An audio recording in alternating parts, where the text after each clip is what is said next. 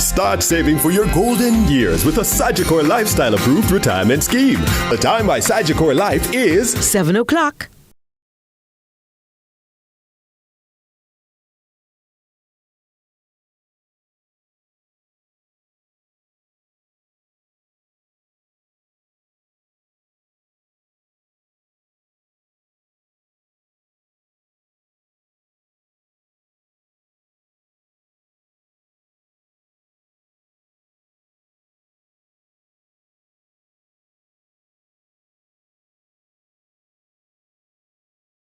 Bollywood has never been this good. Catch Made for Each Other weekdays 1 p.m. on your drama station CVM. Brought to you by Hyundai. I conditions apply.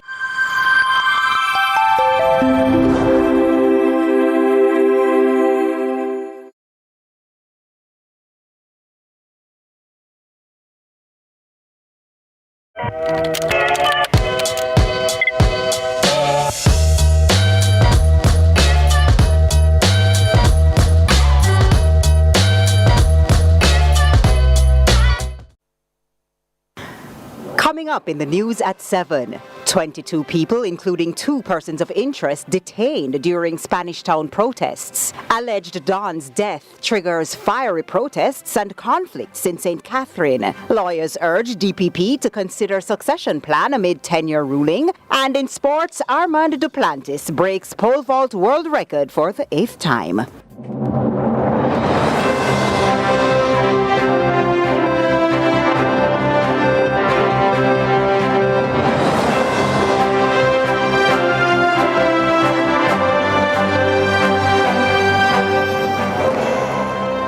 Coming to you from Kingston, Jamaica, this is CVM News at 7, the weekend edition. Welcome, I'm TK Dawkins, and it's a Saturday, April 20.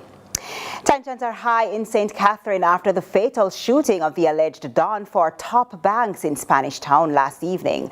And while the police are on high alert, some residents are bent on causing mayhem, blocking sections of the town and allegedly threatening violence against the police.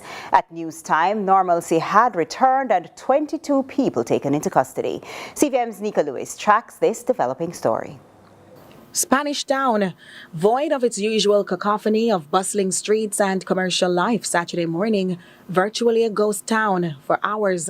Cooling down operations in some spaces after angry residents and alleged gangsters set fire to nearly everything that could blaze, hours after police killed Sheldon Walters, also known as Termite, the alleged Don for top banks in the town.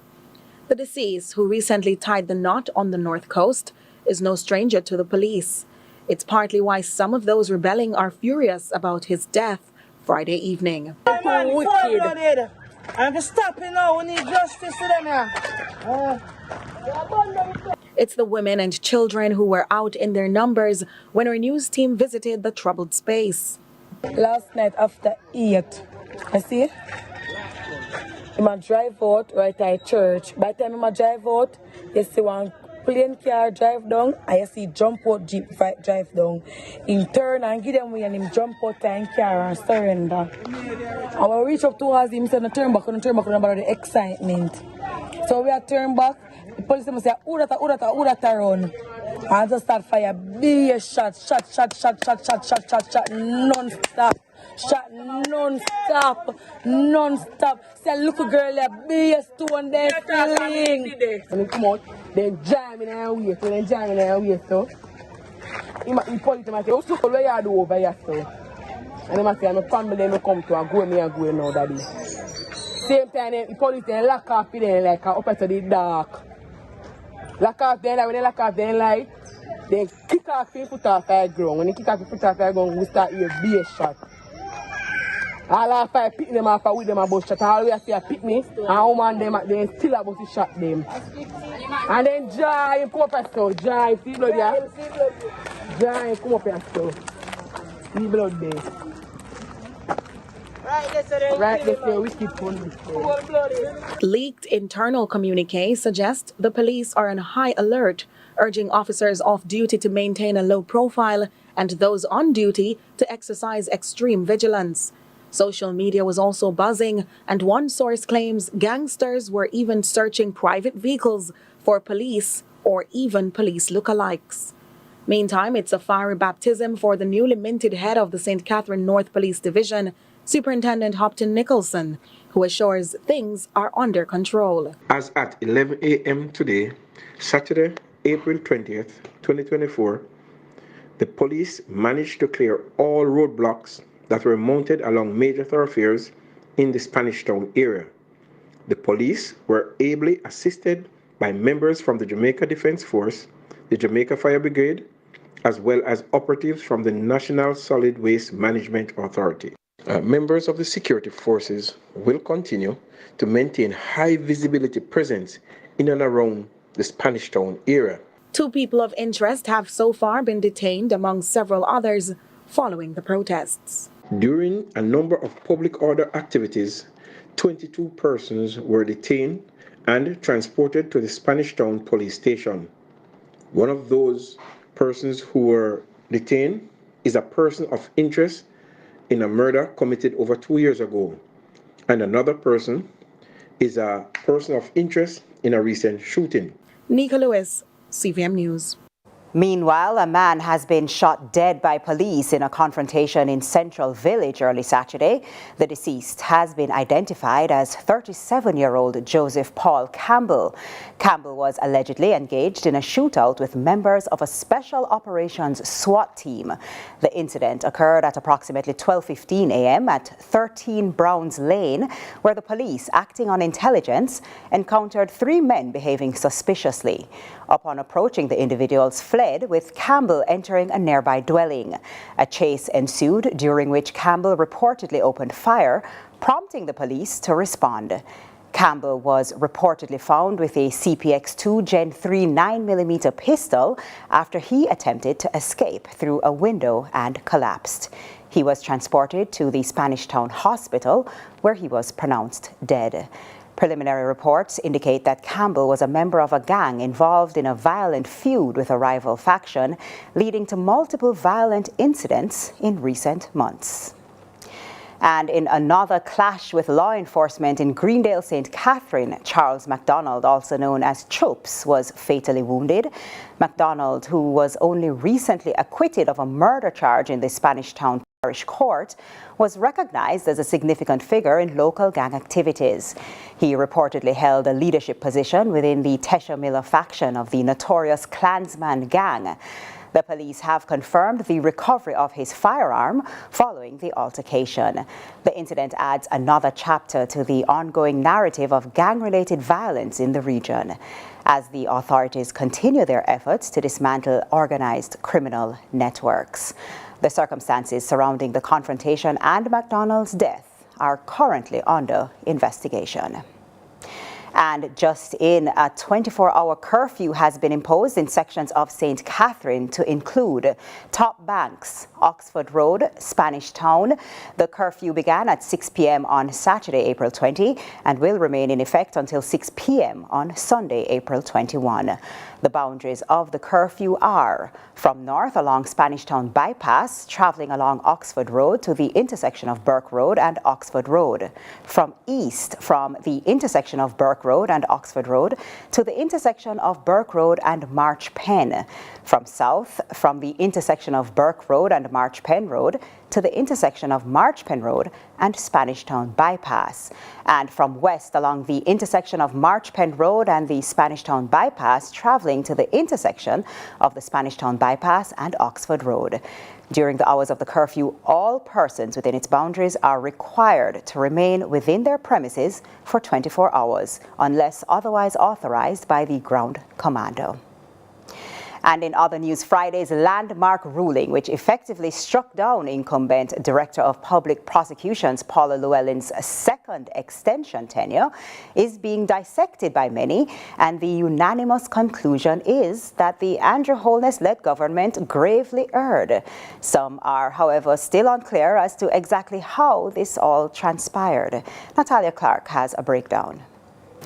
Hailed a trailblazer, For being the first woman to climb the ranks to such heights, Director of Public Prosecutions Paula Lowland's legacy is now smeared after her second tenure extension was deemed unlawful by the Supreme Court on Friday. The career lawyer took the office in early 2008. About 12 years later, upon reaching retirement age, she sought a 5-year extension, a process which required the recommendation of the Prime Minister and consultation of opposition leaders. While PM Holness lodged his support, then Minority Leader Dr. Peter Phillips countered, positing Llewellyn had a poor track record on corruption prosecution. Despite Phillips' concerns, PM Holness proceeded to recommend the extension to the Governor General, resulting in a 3-year extension. But 15 years was apparently still not enough for the top prosecutor, who in February 2023 sought another extension. The Public Service Commission responded in May, advising another extension is not constitutionally possible and that Prime Minister Andrew Holness had rejected it. Contrary to the latter, on July 25, Justice Minister Delroy Chuck brought to Parliament a bill to amend Sections 96 and 121 of the Constitution Act. Not only did the bill move the retirement age for future Auditors General and DPPs to 65, but the clause goes on to allow a sitting Director of Public Prosecutions at the date of the commencement of this amendment to the Constitution to elect in writing to the Governor General to retire at any time after attaining the age of 60 years. This subsection was not previously known to the Constitution, and it directly contradicts the Memorandum of Objects and Reasoning which accompanied the bill, where it clearly states the amendments would maintain existing protocols for tenure extension. The existing protocol was not for the DPP to write to the Governor General, but for the Governor General to take recommendation from the Prime Minister after consulting the opposition leader. The same amendment was afforded to the Auditor General, but the opposition was not pleased and noted something smelt rotten. It is bad governance, it is disrespectful to the opposition, it is disrespectful to the Constitutional Reform Committee, and it is a dark day for our country. To seek to amend the Constitution so as to affect the existing tenure of incumbent holders of office is also controversial. Despite his objections, the bill sailed through the legislative chambers with the government's overwhelming majority. 3 days later, a similar scene unfolded in the Senate, where despite fierce resistance, the amendments were ratified. The Governor General stamped his approval on July 31. Using the updated legislator, the DPP requested of the Governor General, through the PSC, for her tenure to be extended by another 2 years. This was granted. The opposition didn't waver in their quest to have her removed, and on Friday, their concerns were validated in the Supreme Court. DPP Llewellyn's second extension was ruled unlawful, and the amended section, which gives the incumbent DPP the option to stay in office by directly engaging the GG, was struck down. The court further noted the passing of the bill sought to confer a power onto DPP Llewellyn that the office didn't previously have. The DPP, through the Attorney General, is expected to challenge the ruling. If that too goes south, who will replace her? Natalia Clark, CVM News. The government is anticipating a change in the country's crime rate following a firearm marking workshop held by the Ministry of National Security. With more illegal firearms being discovered in the possession of criminals or even entering the country, the Firearm Licensing Authority has taken a step forward in easily identifying illegal weaponry. Trisha Gay Kelly has this story. Illegal guns continue to rob the country of its innocence, with a 2022 study showing that almost 80% of murders involved the use of guns. The Firearm Licensing Authority, FLA, under the Ministry of National Security, recently participated in a firearms marking workshop where a fiber laser marking machine was used to engrave government labels onto weapons. State Minister for National Security Juliet Cuthbert Flynn says all imported guns will be investigated and subject to marking. is really just another way to strengthen, our national capacity, really, to be able to readily identify and also to trace weapons that's, coming into our shores, into our country by criminal elements. The upgrade will allow not only law enforcement to identify illegal weapons, but civilians as well. And with crime still plaguing the country, she says by labeling all firearms, it should assist in reducing crime. It has been a problem for us and the citizens, and we have been working assiduously to make sure that our people are safe. And this workshop is really just another way to really show the seriousness of what is happening and that we are serious about solving our crime problem. But why no? Minister Flynn says in addition to crime, there are other benefits these labels provide. Current firearm holders will also be required to have their weapons labeled with the new marking. Non-adherence will incur penalties. We just passed a new legislation, I think, late last year, and the penalty, I believe, is 15 years at this time. So that still stands. In accordance with the revised Firearms Act of 2022, any breach of this legislation will result in sentences ranging from 15 years to life imprisonment. Trisha Gay Kelly, CVM News. We take a break. More news when we return.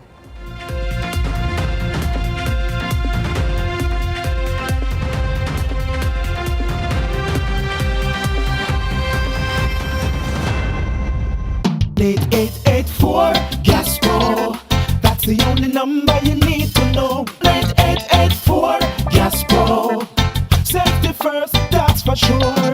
We feel it right. So when you're ready to light, day or night, the blue flame burns bright. So when you tell you need cooking gas, call Gas Pro and you get it fast. 8884 Gas Pro.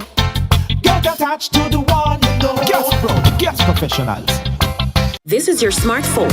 These are your NCB credit cards, and this is NCB Pay. NCB Pay transforms your phone into your wallet, secure, quick, and always with you. Whether it's paying for groceries, grabbing coffee, or getting gas, NCB Pay has you covered.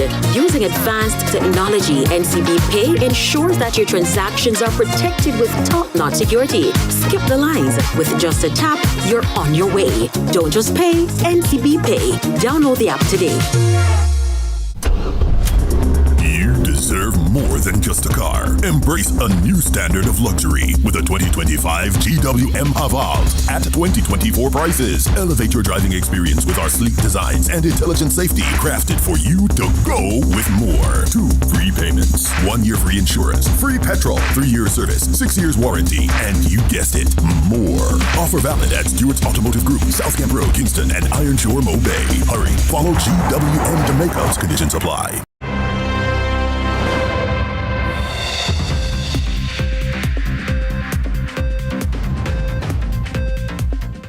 Welcome back to CVM News at 7. Chaos erupted at the Horizon Adult Remand Center on Thursday morning when visitors, frustrated at being barred entry due to a strike by correctional officers, caused a commotion. The officers later returned to their duties by afternoon, but questions remain. Why did they strike, and what prompted their return? Ronaldo Adams dives deeper into this unfolding dispute. Correctional officers have been locked in a tug-of-war with the government for over 2 years, wrestling over unresolved salary disputes. Tensions erupted at the Horizon Adult Remand Center on Thursday when visitors bearing food for inmates were denied entry, prompting paramilitary intervention. Chairman of the Jamaica Federation of Corrections, Arlington Turner, reveals that the correctional officers' strike was sparked by the cancellation of a crucial meeting with the Ministries of Finance and National Security. The communication are coming very slow. We had a meeting scheduled for last week, Wednesday, and on Tuesday afternoon, about 4 o'clock, that meeting was cancelled without a date for another meeting. So this is what peeved the officers in relation to the meeting timing, because the compensation review really should be closed now. we are looking to close this issue. So that was a critical meeting that was set. So to have that meeting cancelled without a follow-up meeting, I think it peeves every correctional officer. The officers eventually returned to their posts after 1 o'clock Thursday afternoon. Why? But as we speak, the officers are back at work. The security of the institutions were never compromised.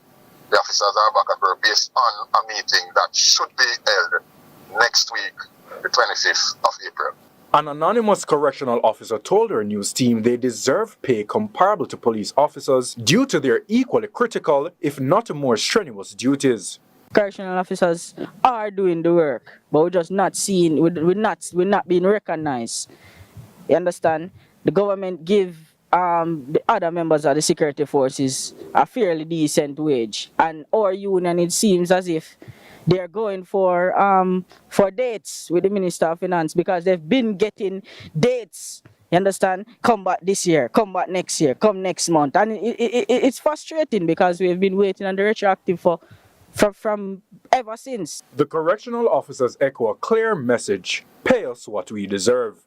Ronaldo Adams, CVM News. After a recent damning Auditor General report revealed that over $400 million were spent from the public purse by the Tax Administration of Jamaica to lease 2 unoccupied properties, the finance spokesman is demanding answers from his counterpart.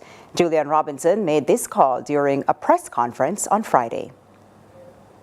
I'm calling on the Minister of Finance, who has portfolio responsibility for the TAJ, the Tax Administration of Jamaica, to instruct them to release the names of the entities that have entered into contracts with the TAJ for the lease of properties, one in St. Mary and one in Mandeville. $400 million of taxpayers' funds have gone into those 2 entities for 2 locations which have not been occupied.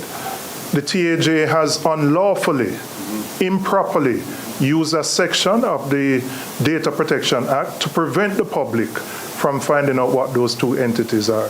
The minister must instruct them to release those names. It is in the interest of transparency and good governance. Taxpayers have a right to know who their monies are spent with, who contracts are awarded to. Look now at regional and international news. We begin with news in the region. Barbados' Prime Minister Mia Amor Motley continues her advocacy for long-term financing, amplifying her message at the Global Inclusive Growth Summit. She put forward the case of Barbados and small island developing states during a fireside chat along with the UN Deputy Secretary General Amina Mohammed.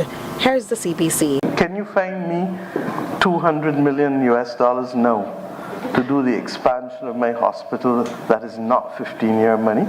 I need 40, 50-year money. I've said to you, look, remodel all my debt and stretch it out to 50 years. All that is incurred for SDGs. I'm not asking you for other things. What will be the implications for my debt service? When we came to office, we had 68 cents in debt service. That's why we had to restructure it. I feel for Zambia. How the hell do you take 3 years to restructure debt? You can't do that and still meet the needs of ordinary people. Over in Belize, in his address, Minister of Home Affairs Karim Musa reminded the new constables of their role in law enforcement and the need to be measured in how they react to challenging situations that they will undoubtedly encounter in the line of duty. More from Love FM News. Your job is the business of security, but it only becomes meaningful when people feel safe. As police officers, you wear many hats. There are a lot of issues to contend with, both within your precincts and on the streets of the country. The piloting of the defensive tactics program within your training curriculum is yet another installation meant to keep Belizean policing relevant and effective in combating security issues with professionalism as a pillar. You must remember, you are many things to many people, but primarily among these, you must remember that you are professionals. In international news, a huge blast rocked a military base used by Iraq's Popular Mobilization Forces, PMF, to the south of Baghdad late on Friday. 2 PMF and 2 security sources told Reuters. The details from Al Jazeera. In the last few minutes, we've heard more details from the Popular Mobilization Forces, who alleged that it was essentially U.S. aircraft which targeted the headquarters of the 7th River Brigade at the Khalsu military base. This is, as you mentioned, between Baghdad and Babylon, so south of Baghdad, north of Babylon. The initial toll that the Popular Mobilization Force is confirming to us is at least 1%. It's not very often that we showcase a situation with an adult on the program. However, you'll see why this turned out to be necessary in this Inspire Jamaica with Curlin Brown. Reach out and touch somebody's hand. Make this world a better place.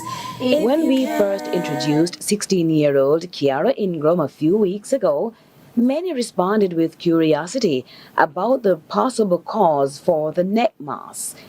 Even her mother was shocked that the small swelling had over time become this big. This bump started from little to it start growing big.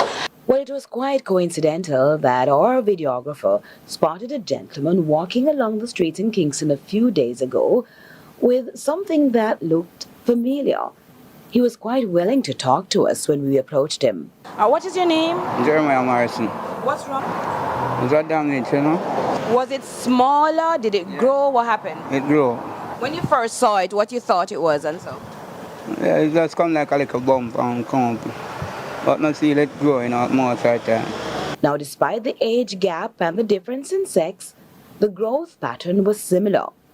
Now, even though Jeremiah could not put a time frame on when his mass got larger, he says he got an explanation and a proposed treatment, a surgery that, however, keeps eluding him. Is that damage, you know? It's strain like, and he also carry a machine on the one side, and it damaged it. How long ago was that? A long time now. So did you try to get medical help? Yeah. I got public credit and everything and do tests and everything, but I'll just put it off and not get through now to the operation yet. You're to do a surgery? Yeah, that's the plan to do. And so we have to continue work, we talk a lot, you know? And the doctors have said it's a strain? Yeah. So is it painful? How do you manage? Manage it, yeah. You know. I know I feel no pain right now with it. You've gotten used to it? Not really say used to it, but it's not hurting me now. What type of work do you do now? I work with National Solid Waste. So you still lift heavy things? Yeah. You have to be careful now. Okay. So do you think they're going to do the surgery still or what? Yeah, I feel so, because I continue to go to the clinic and everything. And so. What do you get for it? Do you have pain medication, anything at all? Yeah, I also get medication, tablets and something, and gel things for it. While he says there is no major discomfort, to the eye, it seems different. Kiara reminds of her initial difficulty. I used to go to children's and they cut out a little piece, send it to test, and it start growing back bigger. It starts to affect my ears and it starts to cramp and it starts to make my neck tired. How do you sleep or do you rest? Or do you sleep? I sleep on this side, but sometimes when I wake up it's on this side. But I try to sleep on this side because when I wake up it will hurt me. Yeah.